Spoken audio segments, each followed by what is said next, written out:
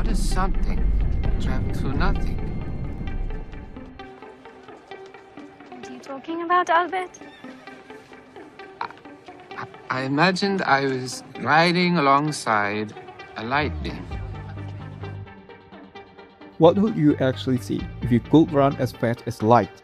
Not what you feel, what you'd see. Movies like Justice League show the Flash moving so fast that the world seemed frozen.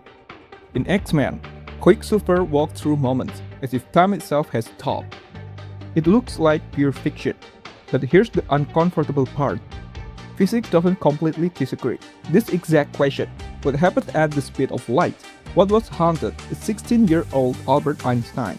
He imagined chasing a beam of light and realized something strange.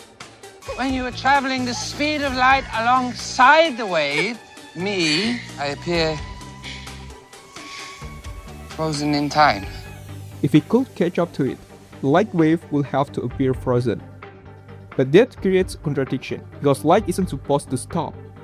That paradox stayed with him for nearly a decade, until 1905, when Einstein reached a conclusion so radical it didn't just change physics, it changed our understanding of time itself. What are you saying? Time is not absolute. Time travel into the future is possible.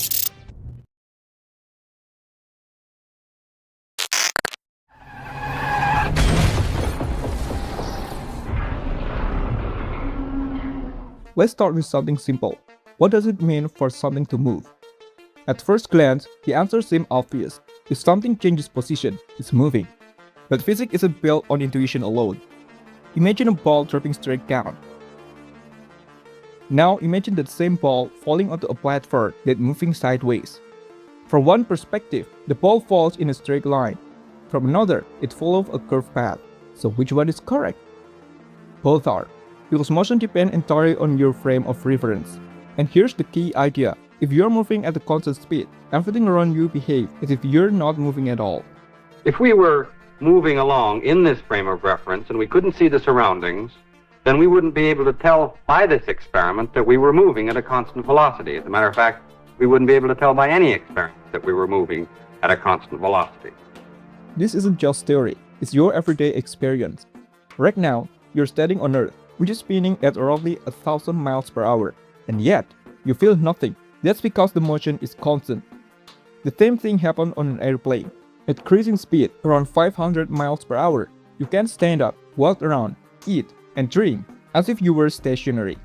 But the moment you look outside and see the clouds racing by, your perspective shifts. Motion, it turns out, is relative. And that creates a deeper problem.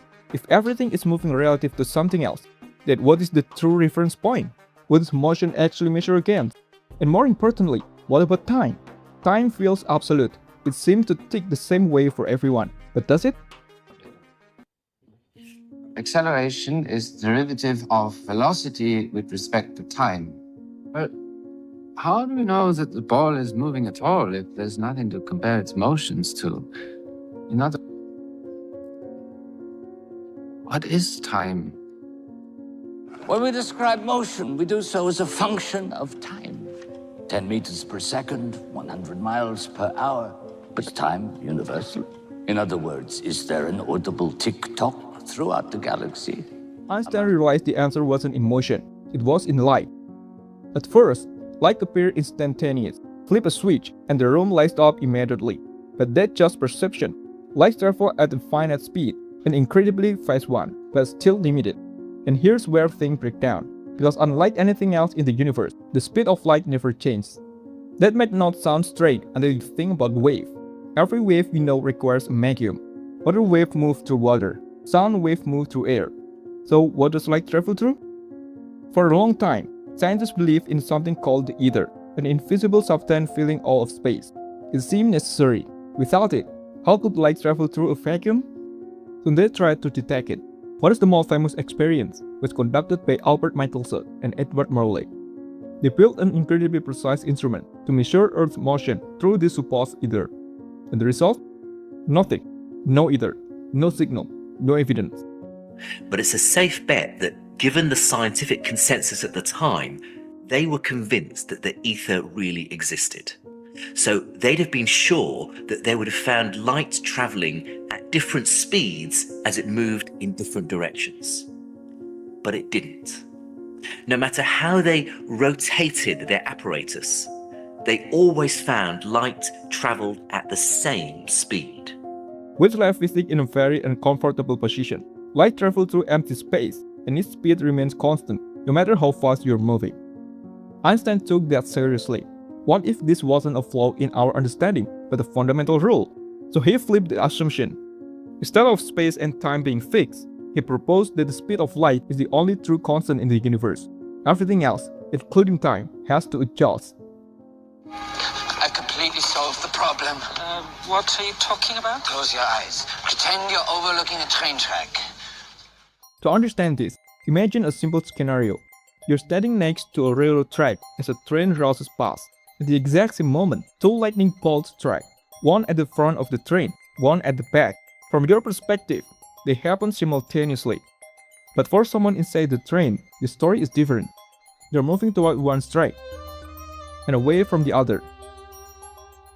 And because light always travels at the same speed, the light from the front strike reaches them first, followed by the light from the back.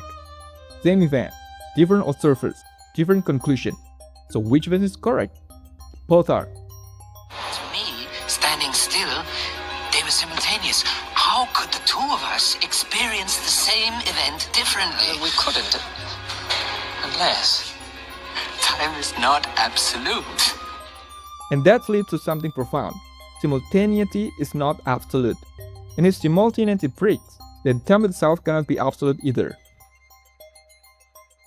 This is the core of Einstein's theory of relativity.